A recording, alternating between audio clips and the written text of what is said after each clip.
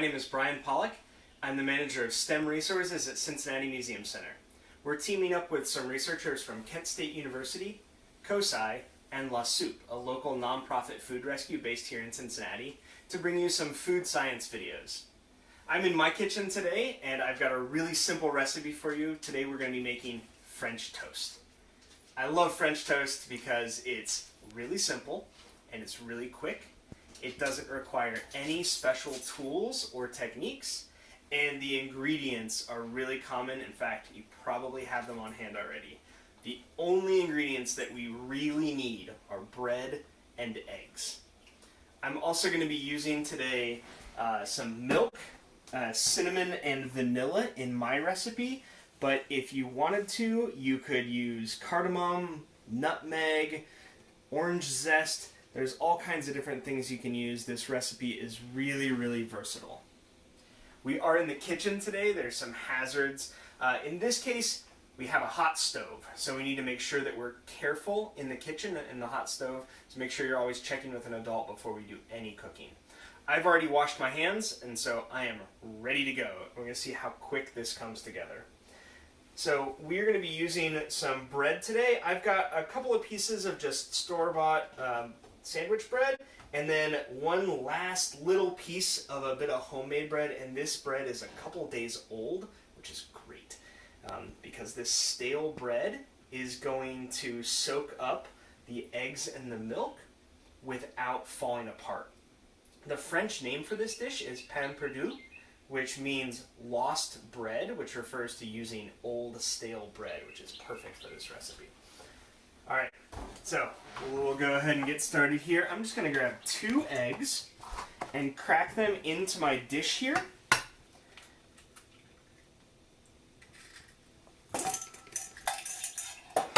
And then I'm going to whisk these eggs up along with a little bit of milk and just about a splash.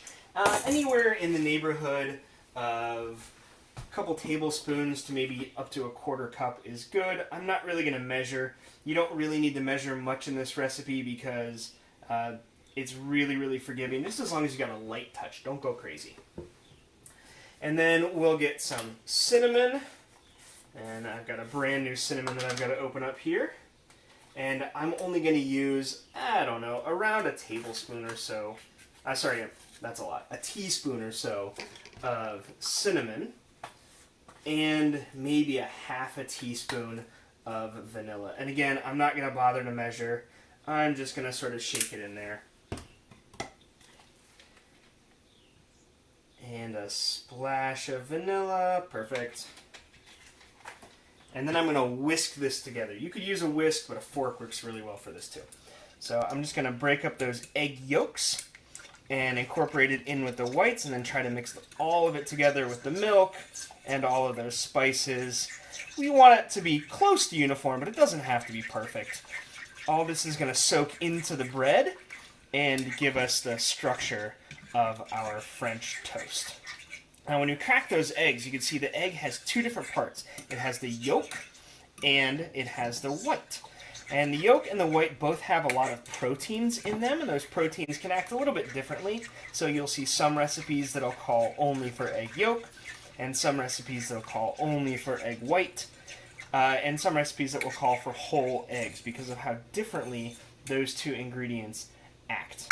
Alright, so everything's whisked together in there, and I'm just going to lay my bread down into the dish here to soak up that mixture. And it's going to soak into the bread a little bit. I've got my griddle already started over there. It's on a medium heat. And I'm going to grab some spray here for it too. You want to be careful when you're spraying a pan with a non-stick spray because of the flame. So to be safe, I'm actually going to turn it off first and give it a little bit of a spray. There we go. And I'll turn the flame back on here. And now I'm going to flip my bread over and spread out the egg. We are working with raw egg. So we're going to make sure that we clean everything that is touched the raw egg, because raw egg is a really good place for bacteria to grow. So we want to make sure that we don't give a big place for bacteria to grow on our countertops. So we will clean those, and I'm going to clean my pan before I touch any of my I'm going to clean my hands before I touch any of my clean utensils, so that I don't transfer that raw egg to any of my other dishes. All right, so the bread is soaked in. I'm just going to squeeze off any little bit that's on here and then carry it over. I'm actually going to try to transfer some of that to the back sides of these guys. So it soaks in all the way through on both sides. There we go. All right. So now we've got cinnamon, milk, and eggs all the way through, and just lay it down on my griddle. Again, it's on about a medium heat. And we're going to add heat to the proteins in the egg. So those proteins in the egg are long, twisty molecules that are all bound up together. And when we add that heat, they're going to relax and expand and open up. And when that happens, they're going to run into other protein molecules that are in the eggs, and they're going to do something called cross-linking. And cross-linking is when those proteins get close to each other, and they attach to each other through something called hydrogen bonds. And they go from being a liquid, like they were inside the egg, to becoming something more solid. And so that's what gives our French toast its sort of spongy, firm texture. That's the heating that's doing that. Can you think of any other foods that turn from liquid into solid when we cook them? Alright, I'm washing up because I had raw egg on my hands, and I want to make sure that I clean up my hands before I come back over to my food. Alright, that's good.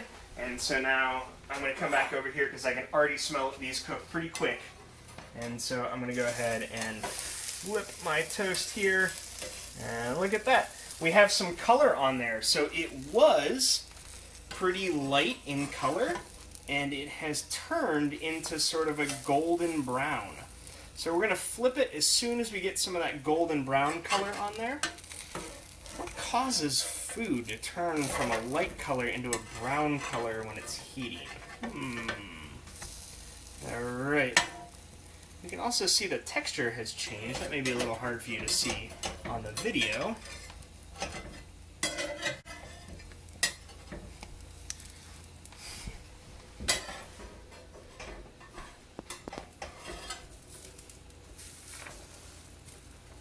Look at all that brown on that one.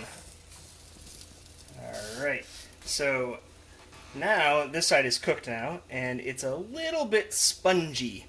It's not the texture of wet bread like it was when we put it in. It's now a little bit spongy, a little bit firm, and that's great. You can change this recipe in other ways too. If you want it to be more like a batter, you can add just a little bit of flour to your egg and milk mixture, and it won't soak in quite as much. It'll start to sit on the surface of the bread and form like a batter, and that's a really cool way to make this too. It's a little bit different. It has a slightly different texture. You can also make something like this in the oven using torn up pieces of bread and make a bread pudding. This type of technique and these ingredients are used for all kinds of different things. Alright, like I said, this thing comes together really fast, so we're almost completely done. While we're waiting for that to finish, I have some strawberry syrup that I made earlier just by taking some frozen strawberries. I put a splash of water in the pan and a little bit of sugar, and then I cooked it on low heat for a pretty long time. And it forms a bit of a gel, and it comes together. And it actually, it works pretty similarly to how these eggs work, but instead of using a protein, in this case, the fruit has something called pectin, and pectin is a kind of starch. And when you heat it, that starch forms crosslinks also.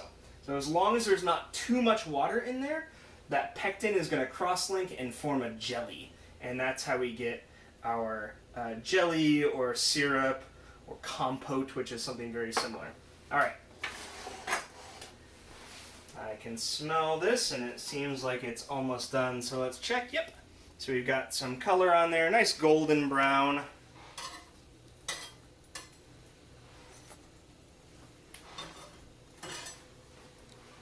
Beautiful. And my one piece of homemade bread there. And I'm all done. All right. So I've got breakfast for dinner tonight. I've got my lovely French toast. I'll probably make some eggs or something. I got a nice balanced breakfast. Thank you guys so much for cooking with me today. Again, my name is Brian, and I'm really looking forward to seeing you back in the museum when we have a chance to reopen. As a nonprofit institution, Cincinnati Museum Center relies on revenue that we get from our ticket sales, and right now, because we're closed, that revenue is just not possible.